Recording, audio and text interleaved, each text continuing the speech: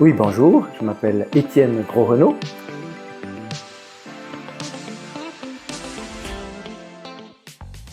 J'ai été pasteur 15 années à Montpellier, 20 ans à Mulhouse et depuis 4 ans, proche de la retraite, je rends service à mi-temps dans 2 églises. Donc j'ai donné plusieurs cours ici à l'Institut biblique de Genève. Le cours dont on parle aujourd'hui, c'est le cours d'ecclésiologie qui est donné aux étudiants de première année.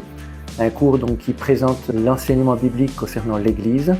Mais l'idée, c'est de prendre du temps avec eux pour apprendre à étudier un thème ensemble, pour les équiper, pour que devant d'autres thèmes, ils puissent apprendre à réfléchir et à construire leur compréhension de l'enseignement biblique avec différents apports. Alors le cours d'ecclésiologie est très pratique puisqu'il concerne l'organisation, l'identité, les objectifs de la vie d'Église. Et l'Église est bien au cœur de la pensée de Dieu.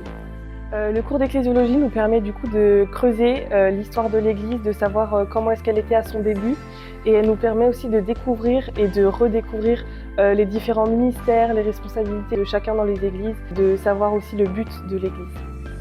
Moi j'ai apprécié la qualification des responsables dans 1 Timothée 3, qu'on a pu voir le caractère des responsables ainsi que le rôle des responsables au sein de l'Église de Christ.